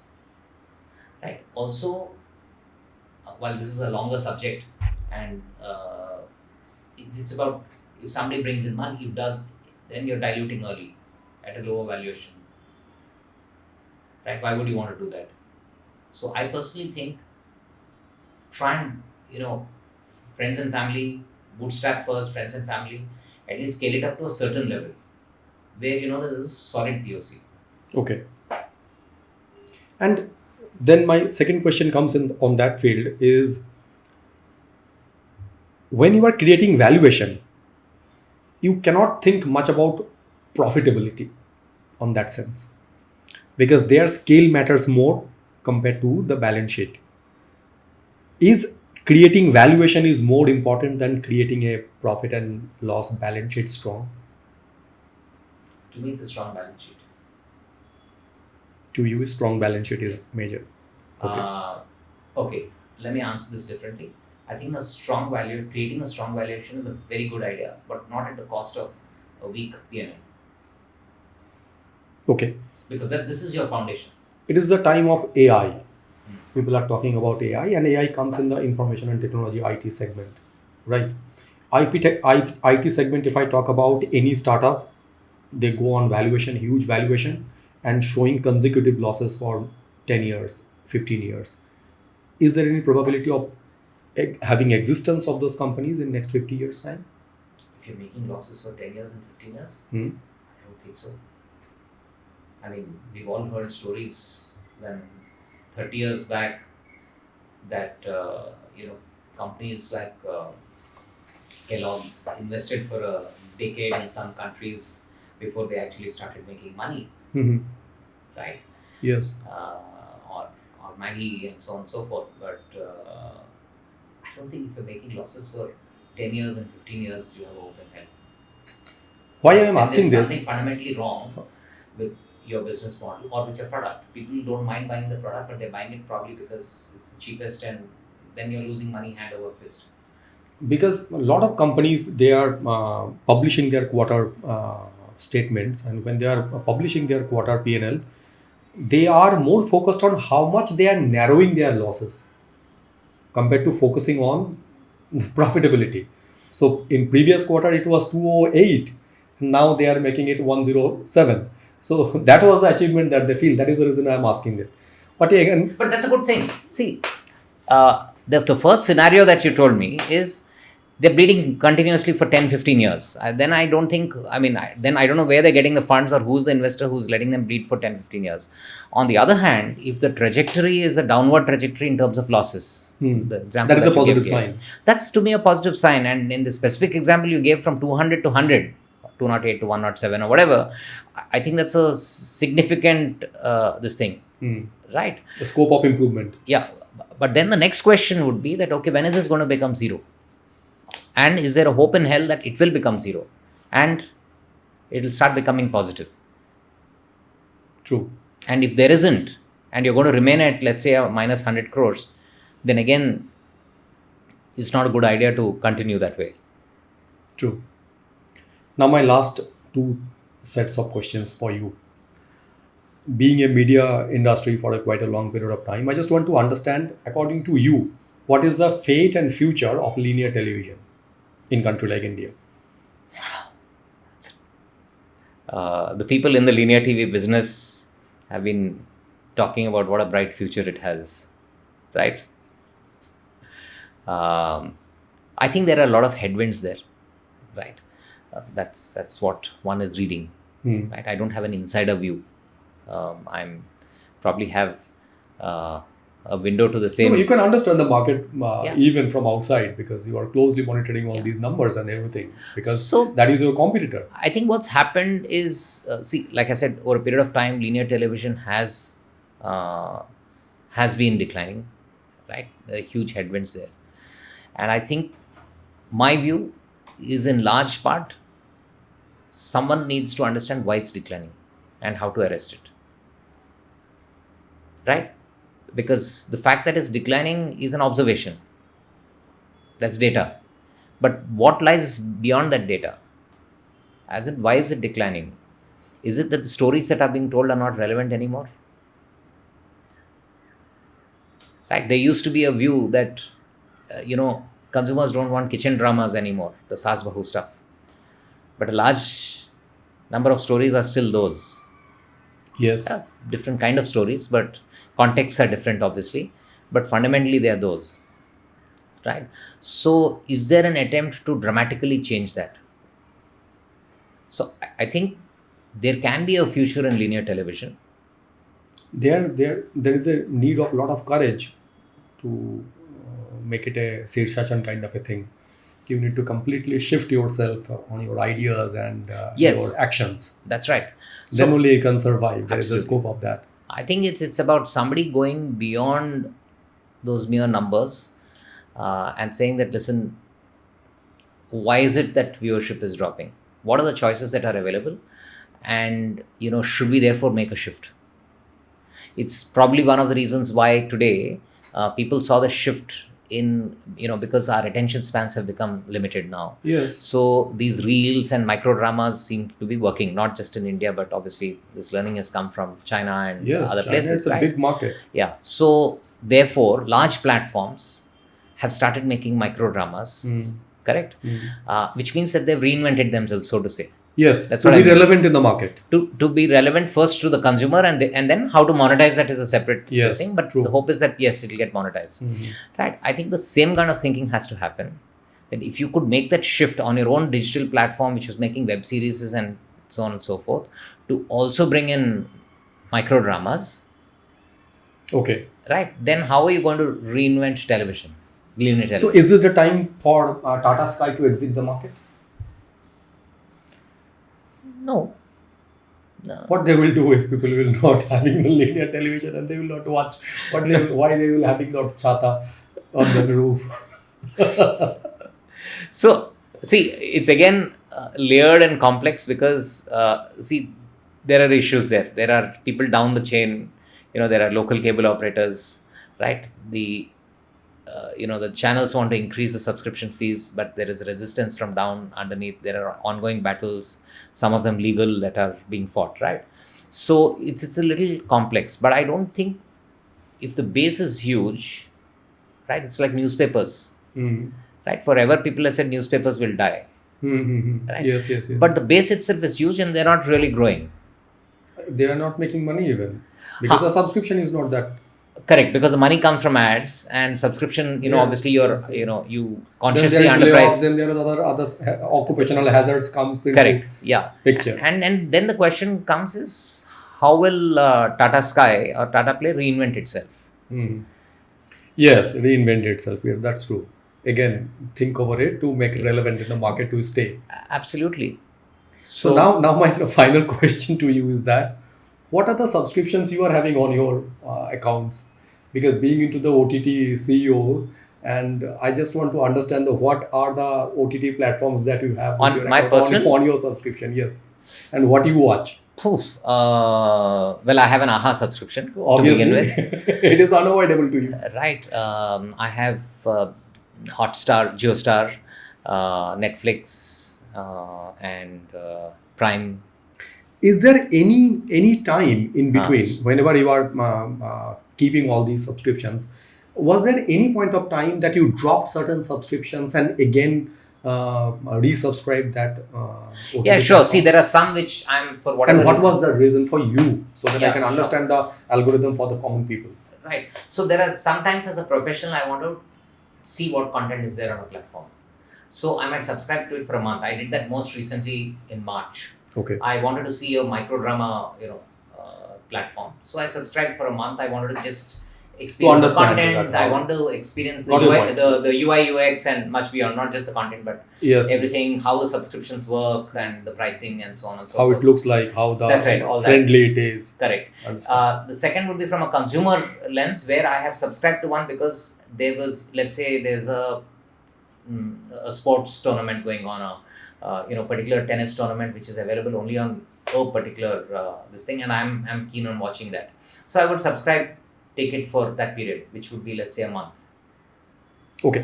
एक question और है इसके साथ relevant. जैसे मान लीजिए for an example, I'm giving you with an example, like a Dhurandhar movie, it was a blockbuster, did 100 crore or something, launched into Netflix, right? So for Dhurandhar 2 coming into Netflix, maybe they attracted multiple new subscribers. So once a big blockbuster movie of these kind attracting multiple subscriber to a particular OTT platform, then how much is the retention happens from those? For an example, for Dhurandhar 500 लोग Netflix को join किया, whatever the charges they paid, mobile हो या किसी भी platform के लिए. In 500 में से how much they target to keep and carry forward, and how much they always keep in their mind कि ये तो leakage है. So good question. See, fundamentally, and we've seen from our experience that movies bring in customers, right? Compared to originals. They are like tentpole properties. That's the poster that's there, Okay. right? And I don't necessarily mean a Dhurandhar kind of movie, which is like Yes, it is one an example extreme, for you. But as a good, popular, well-performing movie, Yes. in whichever language is your tentpole. I see the poster. I mean figuratively poster, right? Yes. I see a communication and say, oh, it's on so and so platform, and I come in and subscribe, right? But I want that customer to remain. You talked about retention, Yes. right? That movie has come. I've seen it today, right? Then it's done. Then maybe over the next 3-4 days, my entire family will also see it. So it's done within a week, right? Yes, the purpose was solved. Purpose is solved. Now, there's no reason for me to retain the subscription, but you as the platform have to give me a reason, Yes. which is where the rest of the content kicks in. Yes. Right. And by the way, the logic is broadly similar even for linear television. You will have one or two which will pull in people, right? So 7 to 7:30 ho gaya, as an example. And then the next show immediately starts. Right. And my objective is to say, okay, I've pulled in people using the big show at so and so time. Okay. Then I remain behind for another half an hour and watch because there is a little bit of inertia and I don't switch. Okay, and if it is reasonably this thing, then over a period of time, I may come in half an hour earlier also. And then gradually my time band will increase with that consumer from 30 minutes to 1.5 hours, 2 hours. Obviously not overnight, but over a period of time. So similarly here, I've brought in a big movie, right? Because it's got exposure outside. And then my own content has to kick in, right? And ideally, you need to have one movie acquisition. Because every time you cannot acquire a Dhurandhar kind of movie because that No, comes you with a can't. cost. So therefore, you have your own content, and then once in 3 months, make sure that you have another good movie. And I don't necessarily mean 1,000 crore box office revenue. It could be a good popular movie. So if I take your point, you mean that from compared to originals, movie attract more subscribers. It's like a instant, yes. That's draws in. And then for them to continue, you need to have your own content. Okay. Yes. Thank you very, very much for such a wonderful discussion and a lot of wisdom that you had given. It was a wonderful discussion after a long period of time. Thanks a lot for coming to our studio to have these kind of discussions, and I wish you all the very best, whatever you will be doing and whatever we are going to disrupt next, in which industry I really don't know, Sure. whatever the formats you will be coming with. I'll be always looking forward to you, and thanks a lot. Thanks a lot. Thank you very much. My pleasure, completely. Thank you. And that brings us to the end of this powerful conversation. If you found this episode insightful and want more such real stories from business leaders, entrepreneurs, and industry experts, subscribe to our channel, The Spotlight Beyond Profession, for deep, meaningful conversations that go beyond the obvious. And if you want to stay ahead with the latest business trends, deals, and market insights, subscribe to TSBP News for sharp, fast, and impactful business updates. Because in today's world, staying informed is staying ahead. We will see you in the next episode. Thank you very much for watching and signing it off.